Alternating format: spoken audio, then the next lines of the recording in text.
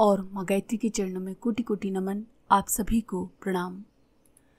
अब तक आप ये जानते होंगे कि संगीत सुनने से स्ट्रेस दूर होता है, लेकिन आज हम आपको संगीत सुनने के ऐसे फायदे बताने जा रहे हैं जिन्हें जानने के बाद आप नियमित गाने सुनना शुरू कर देंगे।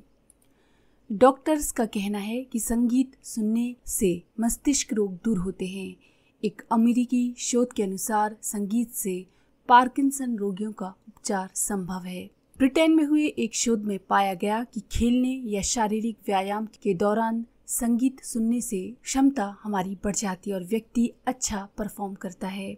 आपने देखा होगा कि जिम और योगा क्लासेस में संगीत के साथ ही अभ्यास कराया जाता है। अक्सर आपने सुना होगा कि कुछ बच्चे एग्ज़ाम के वक्त संगीत सुनते हैं। इससे बच्चों को दो फायदे होते हैं। पहला, उनका स्ट्रेस दूर होता है और दूसरा, उनका मन एकाग्र होता है। 2009 में हुए एक शोध के मुताबिक संगीत सुनने से बच्चों में पढ़ने की क्षमता बढ़ जाती है और वे परीक्षा में अच्छे अंक लाते हैं। इस शोध में बच्चों को दो समूहों में बांटा गया। एक समूह को धीमे संगीत के साथ साल भर तक पढ़ने के लिए कहा गया, जबकि दूसरे समूह को बिना संगीत के साथ पढ़ने के लिए कहा गया। साल भर बाद पाया गया कि जो बच्चे संगीत सुनते सुनते पढ़ते हैं उनकी पढ़ने की क्षमता काफ़ी बढ़ गई। संगीत जहाँ नाद ब्रह्म और शब्द ब्रह्म का रूप लेकर मनुष्य की आत्मिक प्रगति का पक्ष प्रशस्त करता है, वहीं दूसरी ओर प्रकृति के विरुद्ध होने पर ये मनुष्य को पागल भी बना सकता है और प्रलय भी ला सकता है।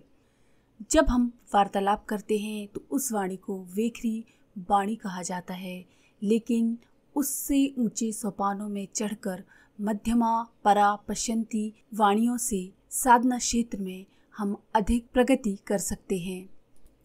शब्द की यही शक्ति शाप और वरदान के रूप में परिलक्षित होती देखी गई है। ओम शब्द आर्ष वाङ्मय में बहुत महत्वपूर्ण स्थान रखता है। ओम शब्द के उच्चारण से सूक्ष्म किंतु शक्तिशाली तरंगों की उत्पत्ति होती है, जिसे मौलिक ध्वनि माना गया है। आ, उ और मा से मिलकर ओम शब्द इस ब्रह्मांड का बोध कराता है। ये अविनाशी पर ब्रह्म सतरज तम रूपी तीनों रूपों और ब्रह्मा विष्णु महेश त्रिदेवों का परिचायक भी कहा जाता है। प्रत्येक मंत्र ओम के उच्चारण के बिना अपूर्ण है। इसके बिना शब्द शक्ति की चर्चा भी अपूर्ण है। वैज्ञानिकों ने पाया कि सम स्वर में उच्चारित मंत्र पृथ्वी के आयनमंडल को घेरे विशाल भूचुंबकीय प्रवाह शूमेंस रेजोनेंस से टकराते हैं व लौटकर पूरी पृथ्वी के वायुमंडल को प्रभावित करते हैं।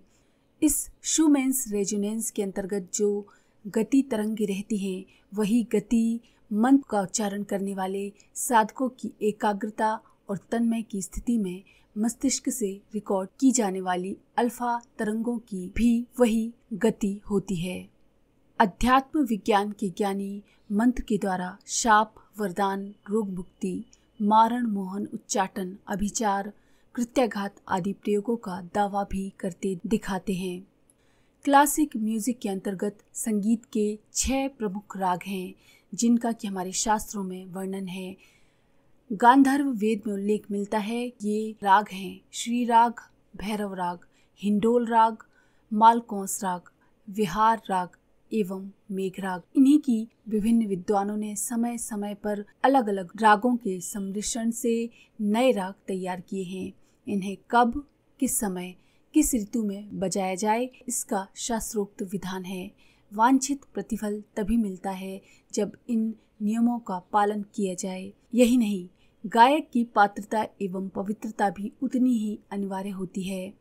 गांधर्व वेद में कहा गया है कि जपादि अष्टगुणम ध्यानः, ध्यानादि अष्टगुणम तपः, तपसा अष्टगुणम गानम, गानात् परतपरम। वक्ता और श्रोता दोनों की ही चेतना के स्तर का विकसित होना गायन की सफलता के लिए अनिवार्य माना गया है। यही सब शर्तें पूरी होने पर प्राचीन काल में संगीत शास्त्र के ध्वनि प्रवाहों के प्रभाव देखे जाते थे। दीपक राग से बुझे दीपक जल जाते थे। मेघ मल्हार राग बादलों को बरसाने के लिए विवश कर देता था। मोहन राग सांपों को लहराता व हिरणों को स्तब्ध कर देता था। राग शंकर मदोन्मत्त हाथियों को वश में करने के लिए समर्थ था। श्री राग सूखे वृक्षों को हरा बनाने में समर्थ था। ये सब लोकोक्ति नहीं, वास्तविकता है। अब तो रोगों के उपचार में गांधर्व वेद के प्रयोगों का अनुसंधान भी किया जाने लगा है। इससे लगता है कि आने वाले वर्षों में संभवतः म्यूजिक कंपनियां भिन्न भिन्न रोगों के लिए वैदिक सूक्तों को रागों में लयबद्ध करके प्रस्तुत करने लगेंगी। इन पर प्रयोग ब्रह्म वर्चस्व शोध संस्थान के द्वारा भी किए जा रहे हैं। भारत में महर्षि गांधर्व वेद विश्व विद्यापीठ तथा विदेशों में भी विभिन्न विश्वविद्यालयों में ये सब रिसर्च संपन्न हो रही हैं। रोग निवारण में संगीत शक्ति किस प्रकार अपनी भूमिका निभाती है, इसका उदाहरण देते हुए विद्वान बताते हैं कि जिस प्रकार आयुर्वेद में वात पित्त कफ की मान्यता द्वारा निदान किया जाता है, उसी प्रकार से गांधर्व वेद में वात की सम्यक माधुर्य, पित्त की सम्यक तीव्रता एवं कफ के सम्यक तारता का प्रावधान है। जिस प्रकार वायु अग्नि जल में असंतुलन से अलग अलग रोग होते हैं, उसी प्रकार से विभिन्न रागों का संयोजन करके मानव की प्रकृति का सही सही निदान एवं उपचार भी किया जाना संभव है। यही नहीं, संगीत की जानकारी रखने वाले विशेषज्ञ आयुर्वेद एवं गांधर्व वेद का संतुलन बनाए रखकर मात्र वन औषधि एवं संगीत शक्ति से असाध्य रोगों की चिकित्सा कर सकते हैं। संभवतः इसीलिए शास्त्रों में वैद्यों के लिए संगीत का ज्ञान अनिवार्य बताया गया है। विद्वान बताते हैं कि कफ से कुपित होने से रोगों में राग भैरवी, मानसिक चंचलता एवं क्रोध की स्थिति को दूर करने में राग मल्हार, संगीत सौरत एवं जयजयवंती तथा रक्त की अशुद्धि की स्थिति में राग अस्सावरी का प्रयोग होना चाहिए। श्वास संबंधी रोगों में तपेदिक, खांसी, दमा आदि रोगों में राग भैरवी के प्रयोग का तथा मेद वृद्धि में यानी कि मोटापन को दूर करने में, लीवर से संबंधित रोगों में राग हिंडोल का प्रावधान है। जठरा संबंधी रोगों में यानी कि पाचन से संबंधित रोगों में पंचम राग गाए जाने का उल्लेख है। कहा जाता है कि तानसेन के गुरु भाई बैजू बावरा ने राग पुरिया सुनाकर राजा राज सिंह को अनिद्रा रोग से मुक्ति दिलाई थी। भारत के प्रसिद्ध संगीतज्ञ ओमकार नाथ ठाकुर ने इटली के तानाशाह मुसोलिनी, जिसे अनिद्रा का रोग था, उसको अपने गायन से ही सुला दिया था। यही बात पंडित पुलस्कर एवं डागर बंधु के बारे में भी कही जाती है। एलोपैथी में अल्ट्रासाउंड को मान्यता देकर शब्द शक्ति की महत्ता को मान लिया गया है, किंतु वे उसकी उतनी गहराई तक नहीं पहुंच पाए हैं जहां तक हमारे ऋषिगण मंत्र विद्या एवं संगीत शक्ति के माध्यम से पहुंचने में सफल हुए हैं। अमेरिका के पिट्सबर्ग शहर के समीप डॉक्टर रॉल्फ लॉरेंस ने संगीत से रोग निवारण की आर्ष पद्धति के आधार पर एक आश्रम की स्थापना करके अनेक रोगियों को कष्टों से मुक्ति दिलाई है।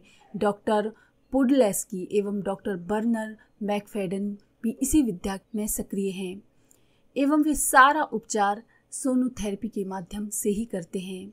शब्द तत्व में असाधारण जीवनदात्री क्षमता है।